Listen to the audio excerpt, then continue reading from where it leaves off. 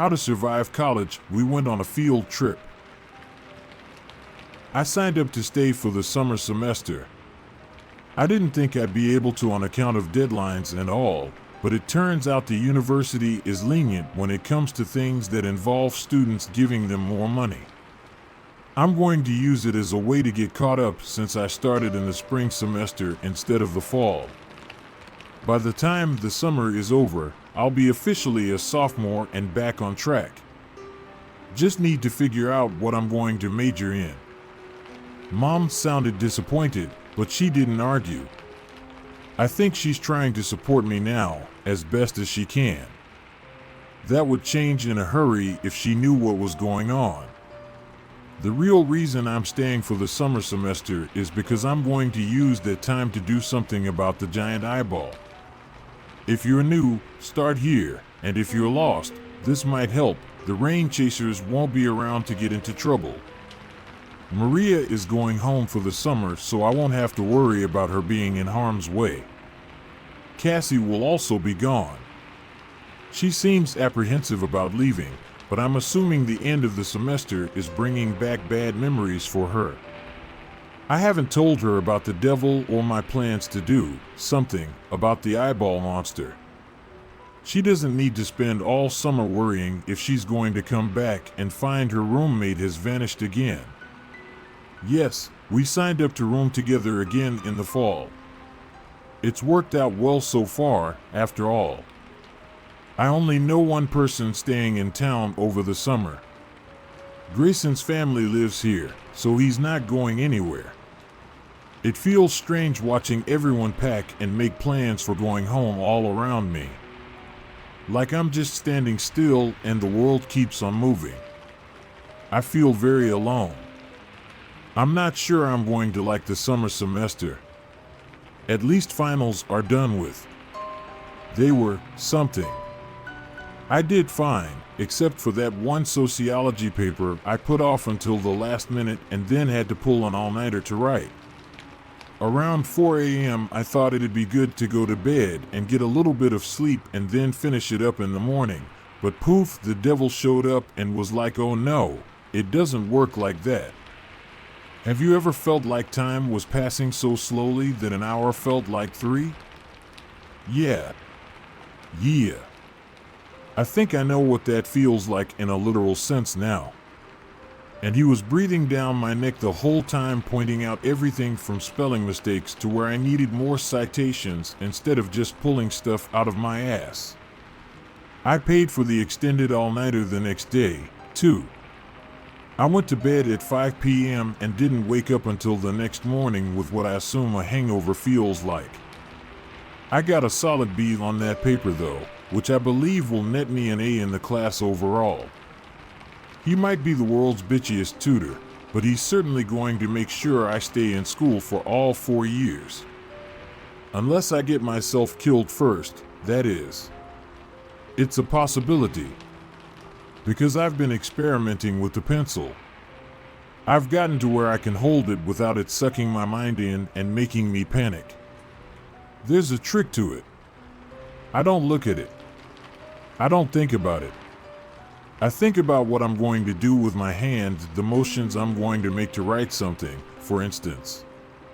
Anything but thinking about the pencil itself. If I slip up and let myself realize that there's a pencil in my hand, that I'm holding this impossible thing that reaches out into incomprehension, then I put it back in the case and go do something else. Like binge eating potato chips and listening to Taylor Swift a dozen times on a loop. It's not a great coping mechanism, but it works. I'm finding that earworms are just distracting enough to keep me grounded. And if you want to know which one gets stuck in my head the most when I'm trying to use the pencil, the answer is all of them. I still don't know how to use it, which is a shame, because things have gotten weirder around here. There was one class that didn't do a traditional final exam. Our grades were determined by a bunch of smaller exams we'd done throughout the year and attendance.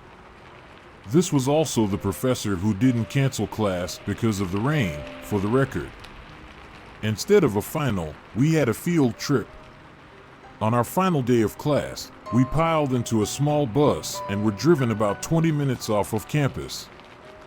I admit I was a little apprehensive, and the subject of the field trip was doing nothing to ease my nerves. We were in a wooded area that surrounded a shallow river. This was my geology class, and we were there to measure the river's depth to better understand how erosion worked.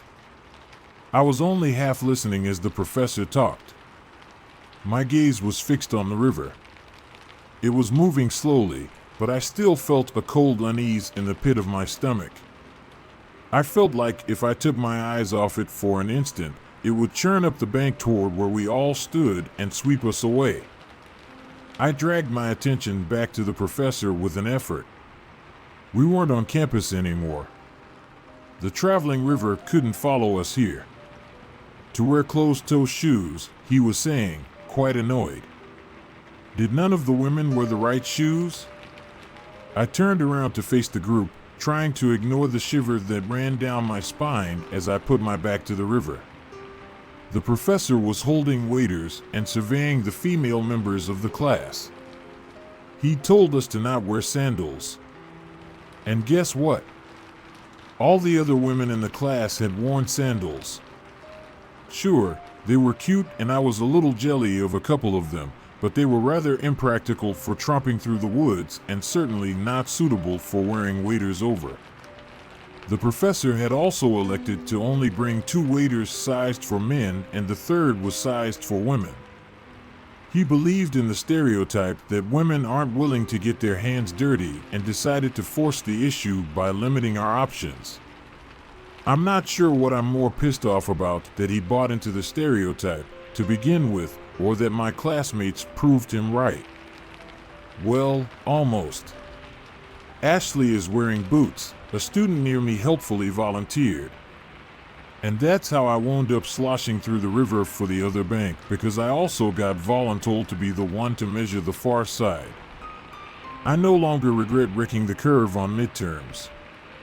They deserved it. It didn't seem like it'd be a big deal to wade over to the other bank, right? I used to work at the campground. Even though the lake wasn't part of the land for most of when I was there, I'm still no stranger to doing outdoorsy things. Wading through thigh-deep water is nothing. At least, it wasn't a big deal before I came to this campus and saw what lurked in the river. I clutched my end of the line like it would save me and mentally cursed my classmates, the professor, and myself for thinking geology would be the easiest of my science requirement options. At least by this point, we were done taking the measurements we needed and I only had to walk back to their side of the river. Then the other student helping me reel in the line thought it would be funny to jerk on it real hard. He said afterward he was hoping to pull me over and into the water. Which is a pretty stupid prank. I mean, it's not like I'm going to hold onto the line like a dumbass and let that happen. I let go of it and let it fall in the water. He could just reel it in the rest of the way, I decided, and continued slogging through the water. He said after a moment. Can you get it unstuck for me? I looked to the side and saw that the line was taut, vanishing downwards into the murky water. Probably caught on a branch. I reluctantly changed direction and trudged over there, struggling awkwardly through the water, taking small steps to avoid stumbling on the uneven river bottom. This entire field trip was no longer fun and exciting. I felt like I was hovering on the verge of panic, and I focused on the task at hand to avoid falling over the edge. I tugged on the line where it emerged from the water. It gave, but only a little. I followed it with my hand, searching for the edge of whatever it was caught on. The water was cloudy with mud, and I couldn't see anything underneath its surface. Something shifted close to my feet. I froze, my hands poised just under the water. It was just a fish. That's all. Just a fish. Yet my muscles refused to cooperate, and I stood there, panicked into immobility. The water in front of me thinned. It ran shallow across a sleek, smooth surface that drifted up to float just below the surface. An eye opened in the ebony flesh and stared up at me. Dark brown, glinting with hints of amber where the sunlight struck it. The creature shifted and I saw the flash of a row of ivory teeth. The line was clutched in its mouth. It ground its jaw together and the line snapped. Then it vanished back under the water and I saw hair rippling like seaweed, then the hint of a broad back, then nothing but the running water. Someone was calling my name. I glanced up, startled, and the professor yelled my name again and told me to come on back. He seemed concerned, unlike my classmates, who were milling about in disinterest and staring at their cell phones. I stumbled back towards the bank and he held out a hand to help me out of the river. "You okay?" he asked. "You went pale all of a sudden." "I got startled by something," I replied, glancing back at the river and shivering. "Must have been a fish." I didn't tell him what I saw. That there was something big in the water, something far bigger than such a shallow river had any right to contain. Something with fur and a mane and a broad back meant to invite the foolish into touching it. There was a kelpie in the river. For that was the cheek and eye of a horse that had stared up at me, glinting with amusement with the line in its mouth. What would have happened if I'd kept searching for it, flailing blindly underwater with my hands? Would I have stuck fast to it and been dragged under to drown? I kept to myself on the drive back to the school, shaken by this close call. But there was something else stirring in the back of my head. An idea. I called Grayson once I was back in my dorm. He had access to a car and could take me back to the river. I wanted to find the kelpie again. And this time, it'd be just me, and the horse wouldn't have to hide in the water from all those watching eyes of my classmates. It took some convincing. Grayson didn't like the thought of deliberately seeking out a potentially dangerous creature, especially not after dark as I'd requested. But that's the neat thing, I said. I'd called him on the phone because this was time sensitive and I didn't want to have this debate via text. There's some stories where kelpies are more than just murder horses. They can take on human form. That means we can talk to it and maybe it'll tell us why it's here, but there haven't been any other traditional creatures lurking about. But at night, I saw it during the day, and sometimes what form they take is determined by whether it's day or night. If it's a horse during the day, we've got the best odds of catching it in human form at night. Assuming it wants to talk to us at all. "You can stay in the car," I offered. "It's fine, I'm used to dealing with this stuff, after all." "That's even worse," he sighed. "We'll go together. I'll text you when I'm on my way over at sundown." I didn't tell Cassie what I was doing. She's afraid another roommate is going to vanish on her, and I don't want to legitimize those fears by telling her I'm deliberately seeking out an inhuman entity known for drowning people. Though, in fairness, I feel kelpies have rules that they follow, and I know those rules. I felt like I was in familiar territory again. Just like being at home on the campground. It was well after sundown when we found the spot by the river. It was hard to find, as it was just a dirt turn off the main road with no signs to mark it. I think Grayson drove past it 3 times before I finally recognized it and told him to turn. I felt quite guilty by that point. I was dragging Grayson out here to pursue a stupid and dangerous idea, and I couldn't even find the place I wanted to go. He was patient, though, and told me I didn't need to keep apologizing. It was an adventure, he said. It was fun to get off campus, and he was done studying for exams anyway, so nothing else was going on for him. I only felt slightly better. Then we were getting out of the car with our flashlights, and I had bigger things to worry about. I went over the plan with Grayson as we followed the narrow footpath down towards the river. No getting close to the water. Stay well up on the bank. No approaching anything we saw down there, human, horse, or otherwise. We'd keep our distance, and if things seemed even the slightest bit off, we'd cut and run back to the car and get out of there. You don't seem as nervous as I'd have expected, Grayson commented.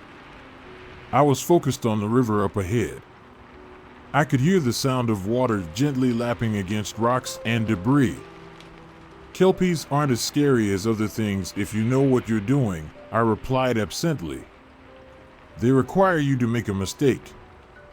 They won't just attack you unprovoked. It wasn't like being carried through the forest by the shuriken. It would be fine. Still, my mouth was dry, and a healthy dose of fear fluttered in the depths of my chest.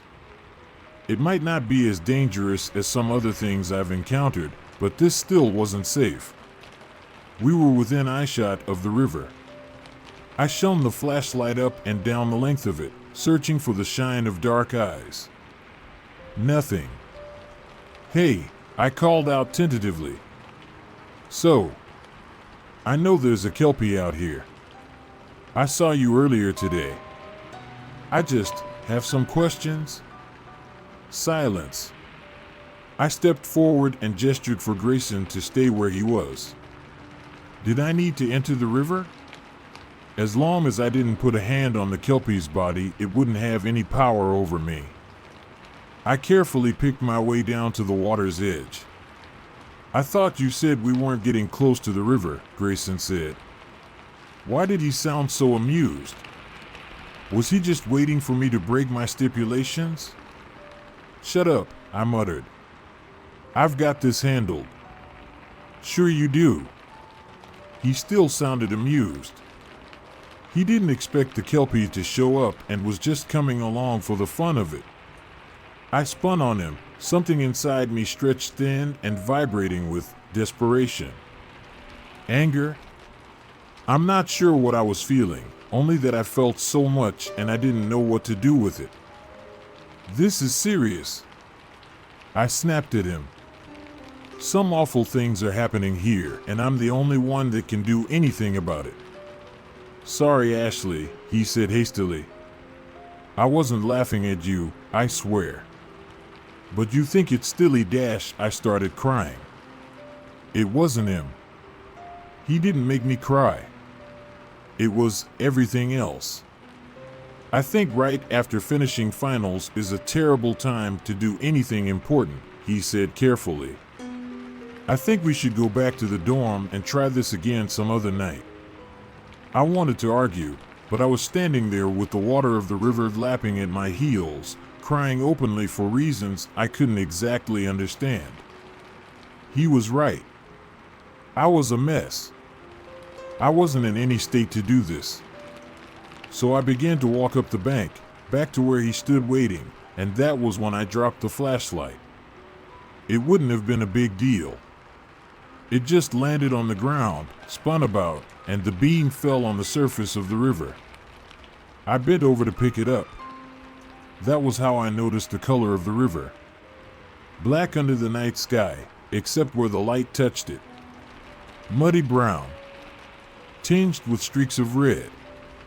I snatched the light up and swept it back and forth over the water with shaking hands. Had I imagined it? Did I see blood? I told Grayson to wait a moment. I thought I saw something. I wouldn't go far, I promised. No, I'm not letting you go off on your own, Grayson sighed. He picked his way over to where I was. I wanted to argue with him, but he didn't give me the opportunity. He just started walking upriver, sweeping his light back and forth as he went. I moved more slowly, searching the ground intently for anything unusual. That is how I found it after Grayson had walked right past. I looked at it for a good long moment until Grayson realized that I wasn't following him anymore. Then I said that it was fine. I was pretty sure I'd been seeing things and we could leave. He doesn't need to know what I found. He doesn't need to know that there was a patch of ground that was churned into mud. that there were footprints, human footprints, arrayed in strange ways like they were stepping sideways as a group sunk deep into the soft earth, and in the recesses left behind was liquid that was too thick and too dark to be water. And that there were hoof prints as well, prints that ended abruptly with a long swath of smooth earth, a streak where something large had been dragged into the river. I think I know why there are no recognizable Inhumans on campus. The eyeball is a weapon, the devil said. And whatever is controlling it is killing the other monsters off.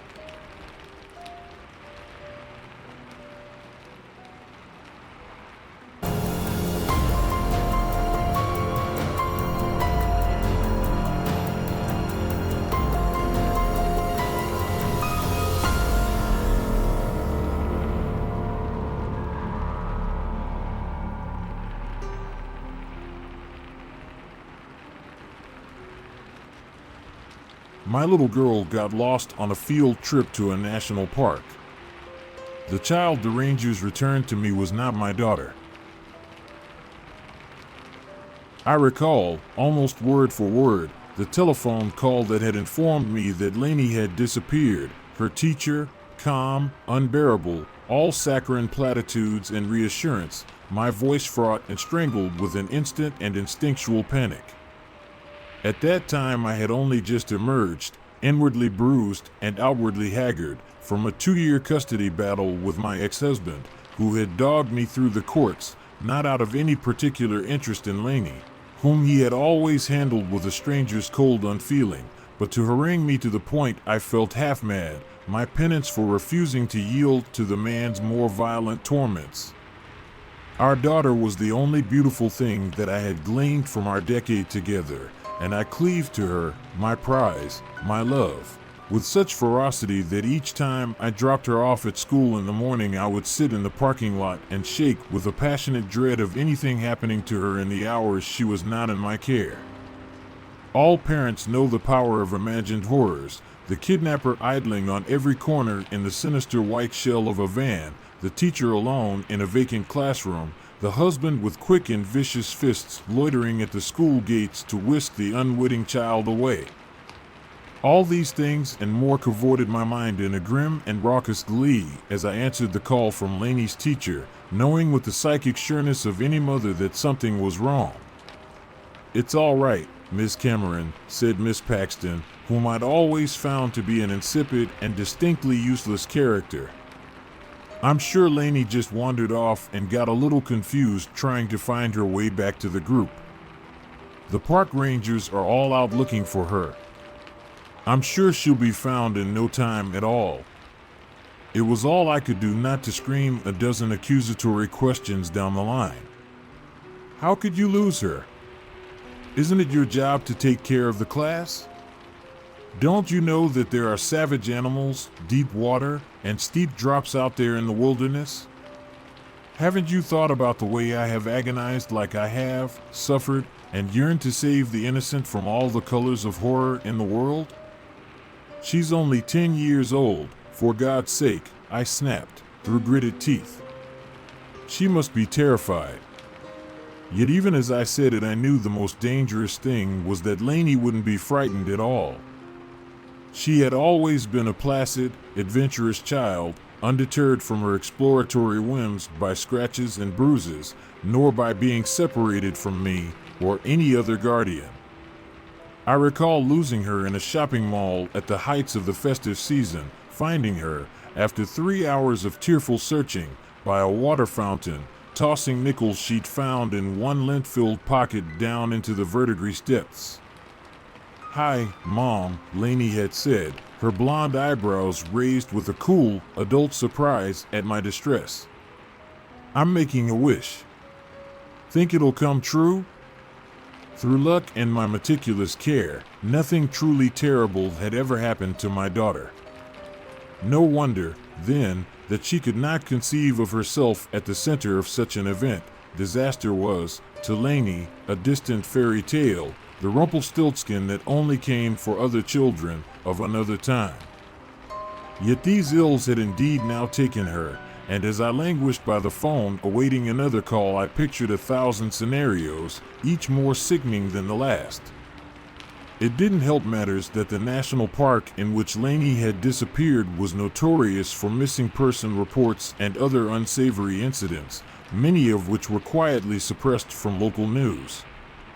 I had, of course, vehemently opposed the school's decision to include a visit to the area as part of the new curriculum, appalled to find myself bullied into acquiescence by the principal and board alike. Thus, upon finding my neurosis vindicated, I could only logically assume that my grislier fantasies would be confirmed in a like fashion. I was no retentive paranoiac, the hysteric archetype of the crumbling woman. Looking back, I might argue my suspicions were but pangs of psionic foresight, a sense that would step forth from shadowed peripheries in the following days and make itself their heart. Smoking cigarette after cigarette in fractious helplessness, I envisioned, darkly, the face of Laney's father upon receiving the news of her death, like the mask of some malevolent pagan god. He'd sup greedily from the liquor of my grief, the denouement of his daughter's existence nothing to him but a tool to eviscerate a reaction from me. Then, suddenly, the phone rang again, causing me to jump so violently that I spilled ash down the front of my dress. "Good news, Miss Cameron. Laney turned up, and she's just fine." I pressed a hand to my mouth, unsure whether I was going to vomit or burst into tears. "What happened?" I asked. "Where did you find her?" There was an odd little laugh on the other end of the line. "Well, it's sort of strange," said Miss Paxton. "One of the rangers found her at the bottom of a 7-foot hole in a meadow. It looked to be a burrow of some kind. Lord knows what made it. Laney must have just fallen in by accident. We've looked her over, and luckily she doesn't have even a scratch on her. If you'd like to pick her up, she's fine to go home. As I said, she's not injured, just a little shaken up, is all." I got into my car and drove the hour-long journey to the park, so soaked in the adrenaline of relief that I was like a dreamer, watching my white hands curl in spidering husks upon the wheel. When I pulled up to the park ranger's station, an officer was loitering out front beside Miss Paxton, who was holding the hand of a small blonde child with a firmness that suggested it might run away from her the moment she let go. The little figure stood with its back to me, short-haired and androgynous as an elf, staring off into the forest, as though watching something move in the trees. The other kids milled about nearby, their eyes flat and aloof. I noticed they gave the light-haired child a wide berth, which, had it been Laney, would have been strikingly unusual, being that she made friends easily and was close to a group of 5 other girls in her class. Not one of them looked at or spoke to her, loitering at the vertices of the clearing, whispering amongst themselves. As I got out of the car, I saw the blonde child twist at Miss Paxton's arm, attempting to dislodge itself and wander off into the woods. Although the hair was right, and it was wearing a similar outfit to that which I'd set out for Laney that morning, nothing in its body language was reminiscent of my daughter, whose loose-shouldered, tomboyish posture I would have recognized at once. Was there some mistake? Had this idiot of a teacher somehow confused Laney with some other, unknown child? Miss Paxton turned towards me with a welcoming smile, which wavered as she caught my expression. The thin little child stranger swiveled awkwardly on her arm, still wanting to go in the other direction. "Laney," said the teacher, brightly. "Look, your mom's here." She spoke as she might to an infant, and from this I gleaned there was something amiss she hadn't deigned to tell me over the phone. Pressing a hand to the small of the child's back, she ushered it forward, and at last, its face turned towards me, no more familiar than its posture had been. I suppose the girl looked enough like Laney that anyone might mistake them at a passing glance, but that was all. This child's eyes were spaced further apart, the mouth small and cruel, the nose thinner, and missing the aquiline shape she inherited from me. It was as though Laney's face had been drawn from memory, and a poor one at that. Cousins they could easily be, but the same child they were not, and I was amazed that the teacher who saw her 5 days a week could think them identical. It was as I glanced up into the young woman's shifting eyes behind her glasses that I realized she didn't believe it, not really. Now it seems to me that what she perceived was so beyond her understanding that she had simply elected to place her trust in the most logical explanation, yet not the correct one. Then, however, I merely assumed that she was lying to me for some nefarious purpose, and found myself coolly unsurprised. The world had always seemed set against me and my daughter. Why, then, would the person entrusted to care for my only child be any different? "What is this?" I asked, harshly. "Where's Laney?" Miss Paxton's face drained of color, and she stammered through a few brittle sentence starters, unable to finish even one. The girl that wasn't my daughter twitched and fussed in her grip, her pale eyes as indifferent to my presence as the sea to the swimmer it drowns. I was both repelled and fascinated by her, this tiny usurper held against her will. "Miss Cameron," said the ranger. "Talk with me in the station a second." She was a thin, short-haired woman, hard with corded muscle, and speaking in the sharp, almost Germanic accent that was common to some of the nearby towns. I wanted to refuse the ranger's offer, rally angrily against her with all the obstinance my fear and anguish could lend me. But in the end, I went after her, looking back over my shoulder at the unfamiliar child, who flinched and jolted at the end of the school teacher's arm like a condemned man in a rain of artillery fire. The ranger, whose name was Diane Becker, sat me down in a rickety chair and brewed me a cup of coffee so black that I almost retched at the first swig. "Who is that kid out there?" I asked. "She isn't my daughter." "Was it you that found her?"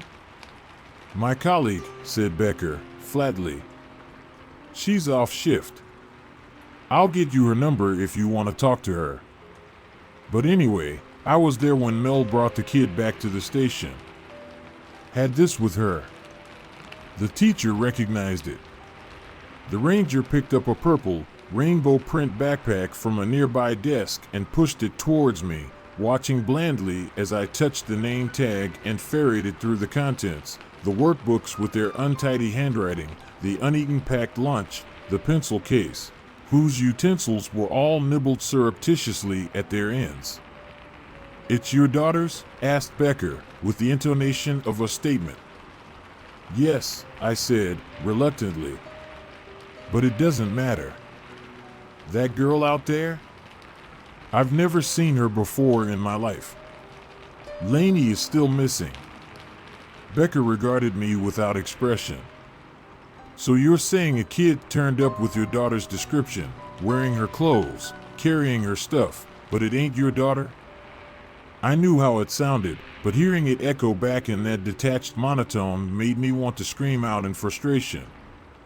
Instead, I pulled my cell phone from my pocket and shoved it at Becker, stabbing my finger at photographs and video clips of Laney as the ranger looked on with cool, dispassionate eyes. "Look," I said. "That's my baby. That's what she looks like. That's her face. That girl your colleague picked up, they're not the same, can't you see that? And the kids in Laney's class, none of them know who she is either. Why are you lying to me? What's going on?" But Becker only shrugged, her weathered face an impenetrable slab. "I don't know what to tell you, ma'am," she said. "I'm not seeing the difference." I pinched the bridge of my nose, holding back the threatened tears. "I'm not crazy, okay? There's been some kind of mix-up. That girl's parents are probably frantic, looking for her."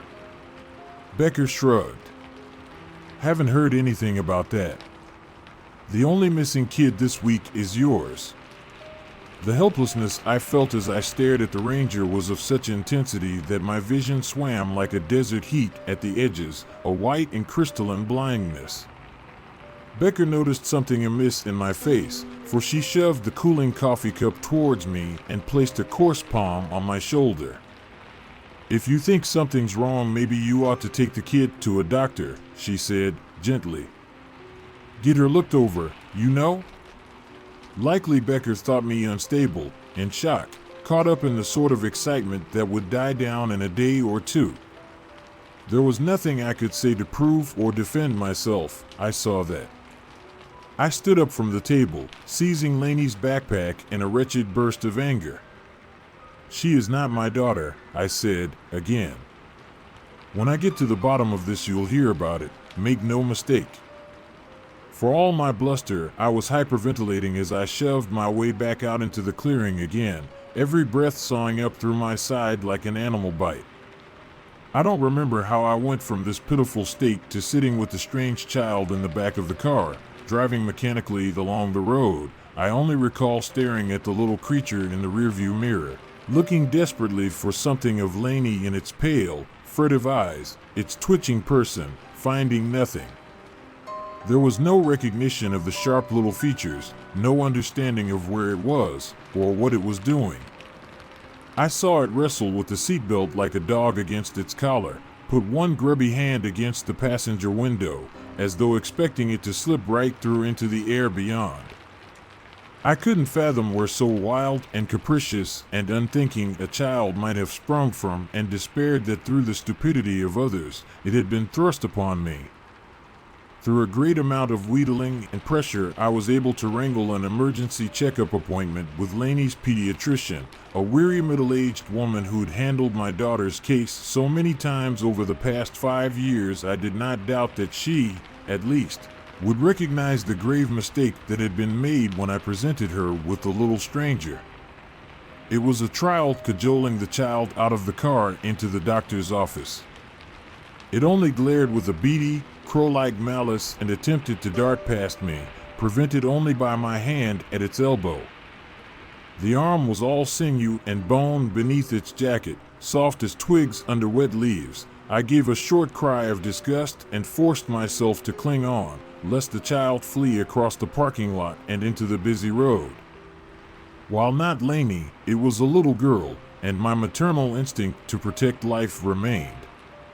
I kept the stranger close to my side as I pushed it through the office door, wrinkling my nose at the scent of dirt and wet grass that lingered on the child's hair and clothes.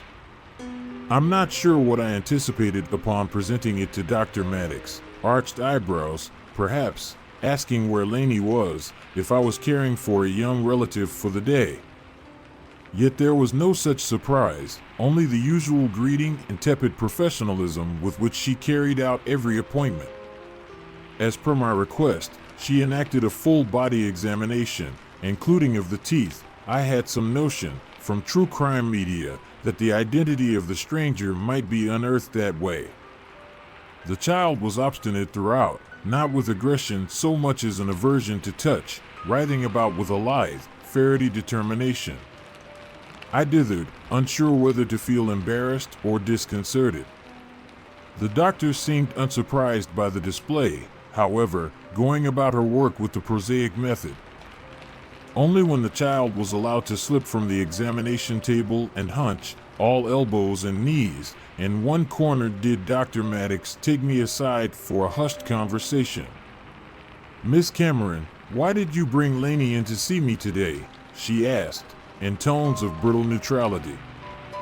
The truth would sound akin to madness. Aware of this, I only said, "I was wondering if you'd noticed a physical difference in Laney since you last saw her." Dr. Maddox glanced at the child, who stared out of a nearby window, observing a small bird cleaning its wings in a tree. "It's not her physical health that worries me," she said. "The behavioral changes, however, the mutism, the restlessness. I have to ask, has anything new happened at home?" This is a delicate, euphemistic reference to the divorce of Laney's father.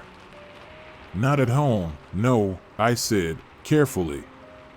Earlier today, there was an incident on a school trip. Lainey wandered off and had some kind of accident. She's been like this since then. Not talking and doesn't respond to anything I or anyone else says. She's changed. It doesn't make sense.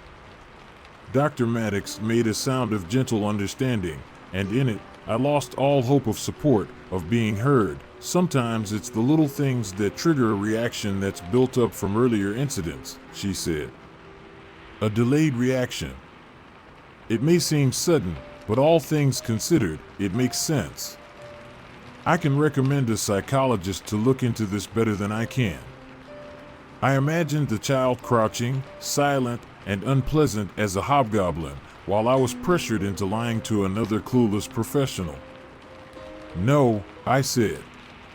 No, thank you. Not today. Ignoring the concern in Dr. Maddox's eyes, I turned to the stranger we were pretending was Lainey. Inexplicably, it struck me that perhaps it was not even a child at all, an unsettling thought, bidden from the oddness and mystery of the circumstances, yet one that lingered, all the same. Come on, I said to it, in a hoarse voice. The child's head twitched, but it only continued its watch of the window, its thin mouth slightly ajar. Then, as I reached towards it, the head turned, and I thought for one hideous moment that it was going to bite my arm with its perfect little teeth.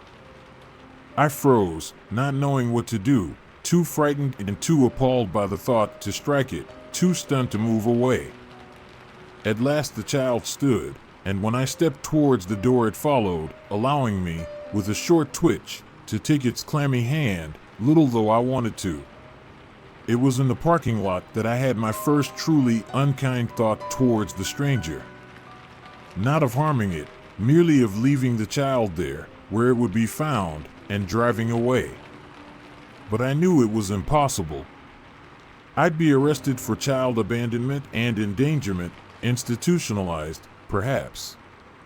There would be no end to my accountability, for I could not defend myself when the only other being that might have spoken in my favor had uttered not one word, nor seemed remotely capable of doing so.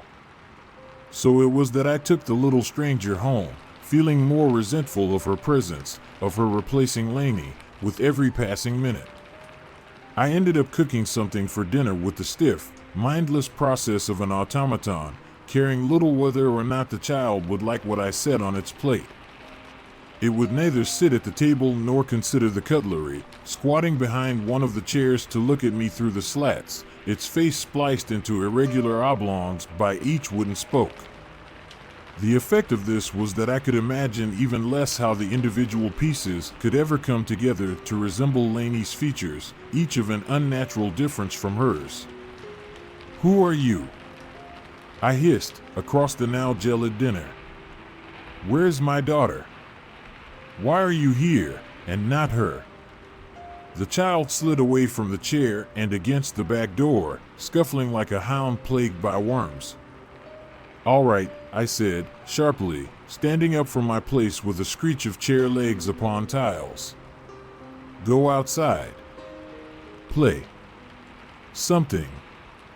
I unlocked the door and ushered the stranger out across the backyard, relieved that it went out without event, allowing me my first moment alone. The inescapable bind of my situation overwhelmed me, and again I collapsed into my chair, leaden as a coin dropped into some fathomless well. I missed Lainey terribly, thinking forlornly what a beautiful, simple afternoon it would be if she were still here, kicking her dirty sneakers off under the table with a sighing affectation of grown-up tiredness. She would have shown me a rock or flower she'd found on her trip, which I would pretend a dutiful fascination in, and cleared her plate of food in 15 minutes before managing to thieve a double helping from my own, her boyish, playful irreverence overshadowing the very light in the room.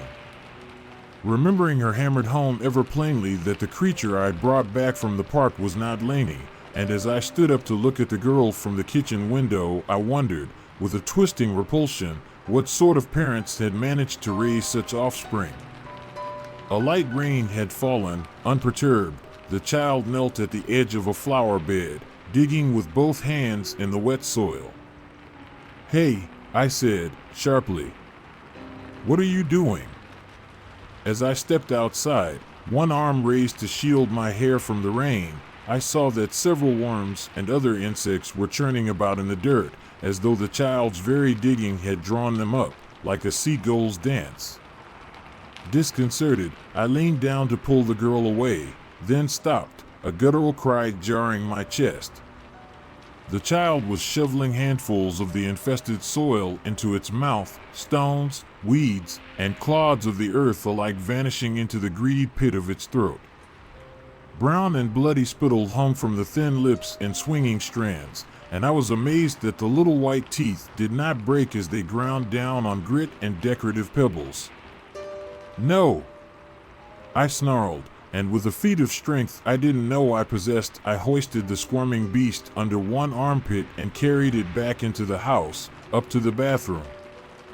The chaos of undressing the stranger and thrusting its pale body under the shower head was like a scene from some Victorian asylum, although conducted in an uncanny, scuffling silence that perturbed me more than if the child had screamed. I let go of it and leaned, panting with exertion, against the bathroom wall, wondering grimly why I had bothered, why I was still engaging with any of this. The child looked balefully at me from under a sodden cap of yellow hair, its cut mouth still. My eyes rooted to its pale ears, nudging from behind dripping fronds. Their tips were sharp, like white flint, unfamiliar. Another wrongness, another indicator that the girl wasn't mine. Still, I deposited it in Laney's bedroom for the night, there being no other space in the small house in which to have it sleep. It turned my stomach to think of the feral, silent child touching my daughter's things, leaving its damp scent on her stuffed animals, her pillows, and the sheets. Twitching and unsettled by every perceived sound from Laney's room, I imagined the child gnawing at the walls and crawling through them like a rat, or sickness in a dying tree. I tossed and turned until my pillow was flat and my hair tousled upright. In the end, I withdrew the cigarette carton I kept hidden at the back of my sock drawer and smoked to the end of the pack. When morning came, white and sore as a scar, I went to Laney's room and opened the door slowly, poised to dart back should the child leap at me. Although it hadn't yet expressed any particular violence, outside its outbursts on contact, I well suspected an unprovoked attack would soon come. As daylight scythed through the doorway, I saw that, while the bed was empty, Laney's quilts had been pulled down between the headboard and the wall into a sort of nest. The blankets stirred, and a tiny spindle-fingered hand emerged, parting the blankets to reveal a pale eye, squinting at the light. There was only the barest recognition there, as of the pet of an acquaintance that has encountered you once or twice, and briefly at that. I felt suddenly a foreigner in my own home, alienated by the invader. I got the child dressed in Laney's clothes as quickly as I was able and dropped it at the school gates, half hoping that it would take off into the street and become lost indefinitely, unshackling me from its burden. Clinging to that dream, I drove off, glancing back over my shoulder to see the ugly little stick figure with its naked eyes, standing apart from the other students, insidious and strange. For the first time, I was glad of my doldrums office job, numbing my sadness and the lingering dread of the cuckoo child I'd been saddled with through work. I would gladly have chained myself to my laptop for reprieve, so rapidly that all sense and perspective left me in my turmoil. How comforting the beetle drone of the machine was to me, then, the aseptic screen, and its endless figures, and their utter absence of meaning. A telephone call came, striking me from this drab comfort like a sudden fall in a dream. Who was it to be? Miss Paxton? My ex-husband, poised to gloat? Mrs. Cameron, a voice asked, youthful, wavering, as I hesitantly picked up the receiver. It's MS, I said, blandly. Who is this? Excuse me, my name is Melanie Hale. I'm a volunteer at the National Park, Diane passed on your contact details. I was the one that brought your daughter in yesterday. Are you free to talk? Diane thought you might want to clear up some details with me. Diane, I repeated, suddenly alert. Becker. Yes, I remember her. She was pretty dismissive of my concerns, to be honest. I heard the younger woman swallow uncomfortably. I'm sorry about that. She just has a different way of dealing with the public. I think she appreciated your situation, but, well, it's tricky. Unimpressed by her rambling, I said, in what way? Miss Hale, Melanie? I'm certain you've given me the wrong child, and I don't have a scrap of proof. If there's anything you can tell me that would help me, I'd be grateful.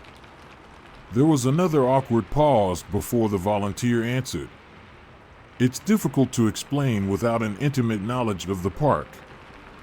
I've been here 3 years and still it surprises me.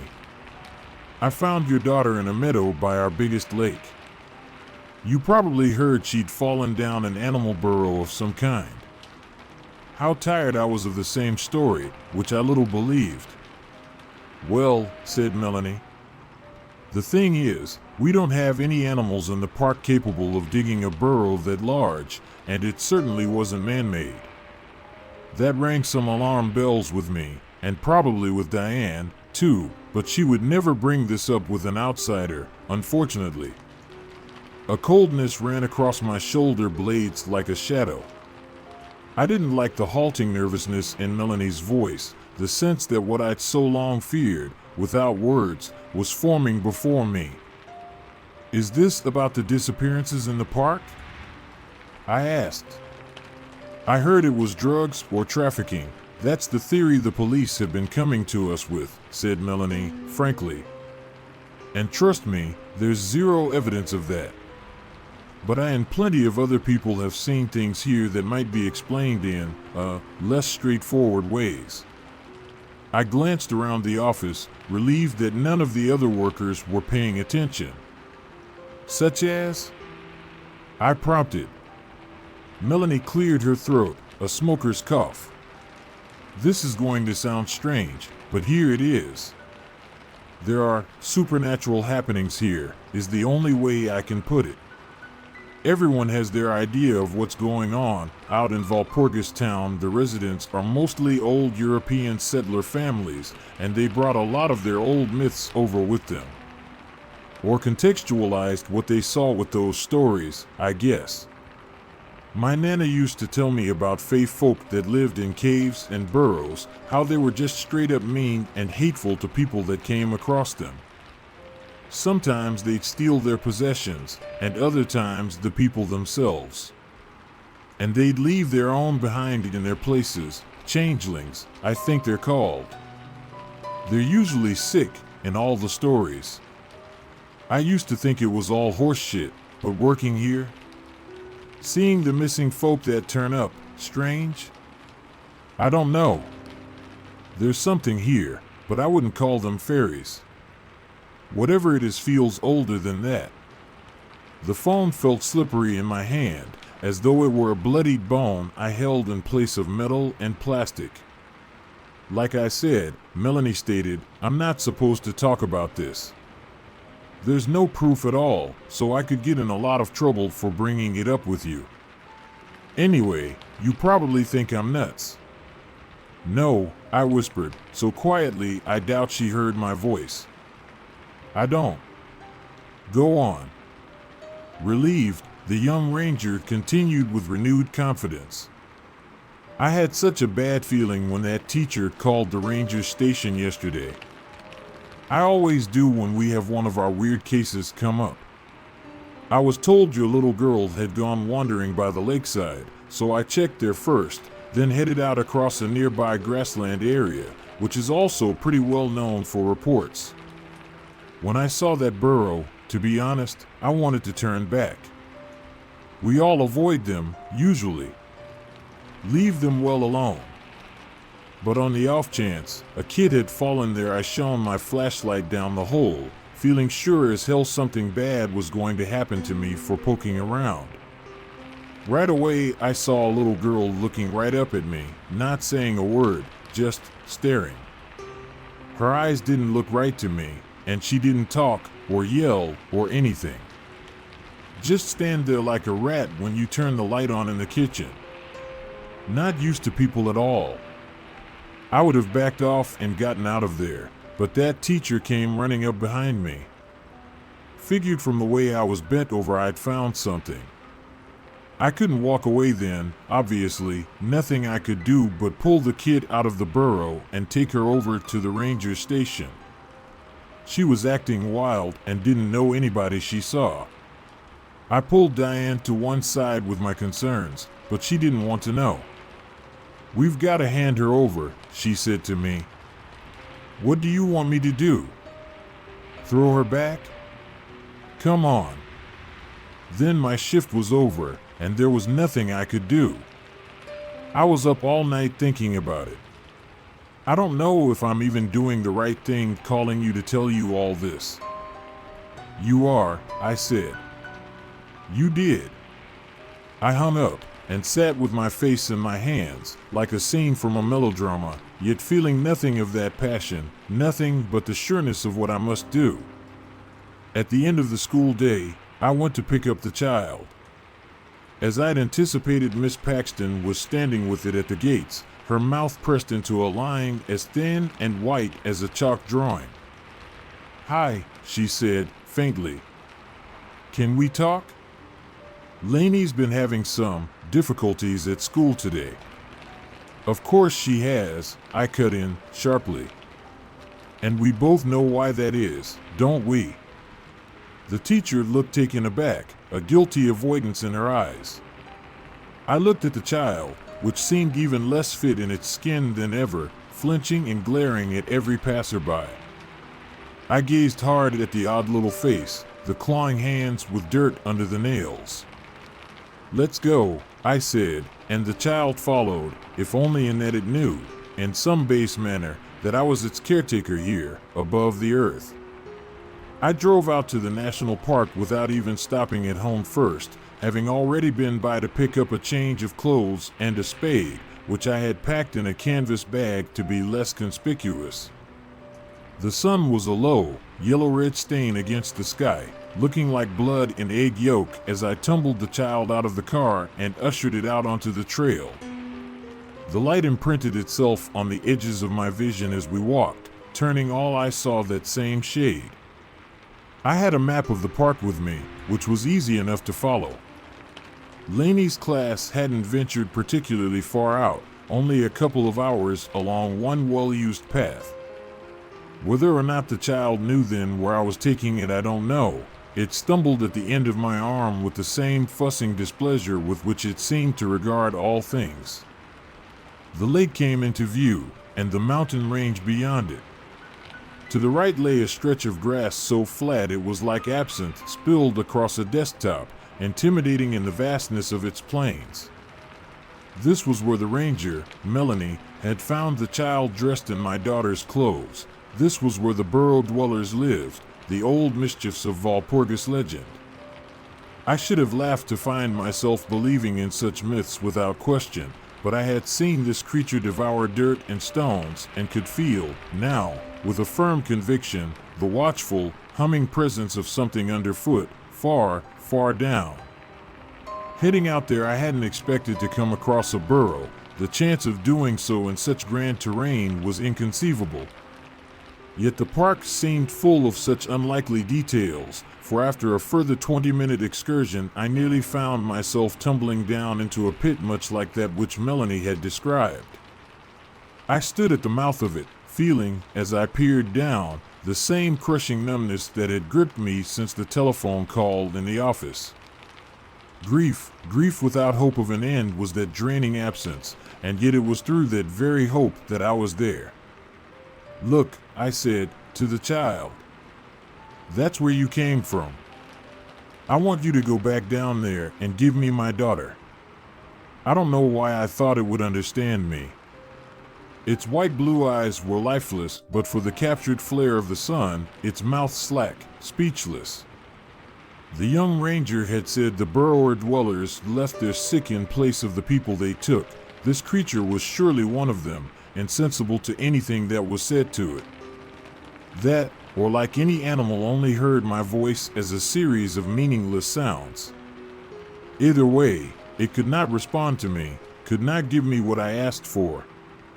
I looked at the stranger for a long moment, glancing over my shoulder and all about us, seeing no one else in view at this odd hour.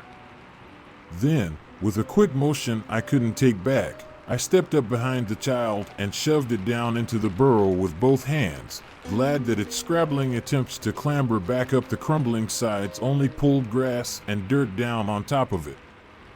I heard it moving at the bottom of the pit, scratching with its fingernails, and took the spade out of my bag. If the child made any headway up the sloping side of the burrow, I would push it back down, I decided, repeating the act as often as I had to until the ones that had sent it above ground returned my Laney to me. Surely they had her, still, I told myself, had kept her like a pet in their warrens, thievery that might be reversed. Yet as I sat on the grass by the burrow, waiting, I began to consider, with all the imaginative plenty of dread, the possibility that something more terrible than merely being taken might have befallen my daughter. As night fell, and the cold, the dark, and the silence provoked me, I at last began to wonder if the young ranger and I had been mistaken. Perhaps the little girl I had thrown down into the hole in the earth had been my daughter, after all.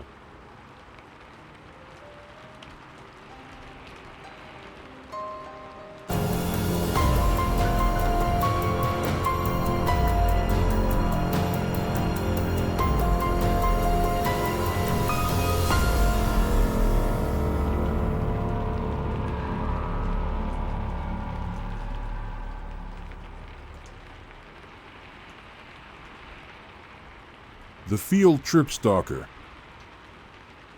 Hello guys, I've recently discovered this thread and have decided to tell you about a creepy event that happened to me not too long ago.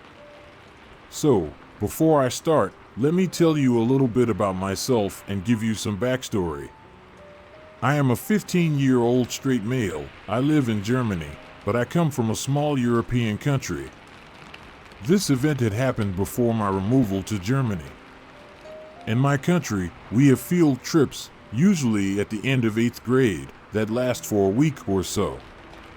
Now, I've had my fair share of stalkers, but nothing like this. It was September 2014, and I went on a field trip to an island with my class. I was 14 at the time. There was this girl, Jane. Jane used to be a normal girl up until that point. She was always kind of shy and kept to herself, but everyone liked her. She was never bullied or anything, just a normal shy girl. We used to chat on Facebook a little bit, but nothing serious. I never really harbored any feelings toward her, neither in her favor nor against her. So, back to the field trip. I smoked a couple of cigarettes with my mates in our hotel room, and then we went outside. The teacher wanted to show us some plants that were specific to that area. Now, I've noticed that Jane was talking to me more often than before and that she had walked very near me, but I thought that was merely a coincidence. I didn't make a fuss about it. But as time went by, things started to get worse. She started touching me, hugging me, and following me, respectively. On the third day, we went on a cruise to a nearby island, and during the cruise, she was sitting next to me. She had a camera and was taking pictures of me. I've had zero sense of restraint at that point since I was young and didn't think much of it. I noticed that she was taking a suspicious amount of photos, mostly of me, and I told her to calm down. Then she talked to me for an hour, but she didn't say anything interesting. She was mimicking the Irish and British accents to me and blabbering stuff for approximately an hour. I was just smiling and replying with "that's nice." In the following days, she started to hug me and made me feel uncomfortable, so one day I came to her and told her that we needed to talk in private.